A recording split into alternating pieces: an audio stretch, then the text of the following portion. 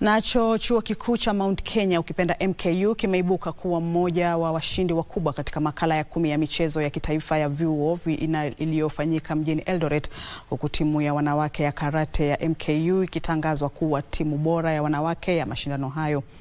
Michezo hiyo ya kitaifa ilionelea vyuo vikuu 21 kushiriki, ikiangazia ongezeko la uwekezaji katika michezo ya vyuo vikuu nchini. Kileleni mwa jedwali la medali ilikuwa USIU Africa kwa kutoa medali 24 za dhahabu, ikifuatiwa na chuo kikuu cha Kenyatta. Mount Kenya University ilimaliza katika nafasi ya 3 kwa jumla, ikikusanya medali 21 za dhahabu, 25 za fedha na 26 za shaba. Mafanikio makubwa ya MKU yalitokana zaidi na timu yake ya karate. Kikosi cha wanawake ambacho kwa kiasi kikubwa kilikuwa na wanafunzi wapya kutoka udahili wa Septemba 2025 kilizidi matarajio katika kushiriki kwake kwa mara ya kwanza kwenye jukwaa la kitaifa. Licha ya uzoefu mdogo, wanariadha hawa wachanga walionyesha nidhamu ya kujiamini, japo lililowawezesha kutoa heshima za juu. Huku michezo hiyo inapofikia tamati, mafanikio ya MKU yanasimama kama ishara ya kuimarika kwa hifadhi ya chuo hicho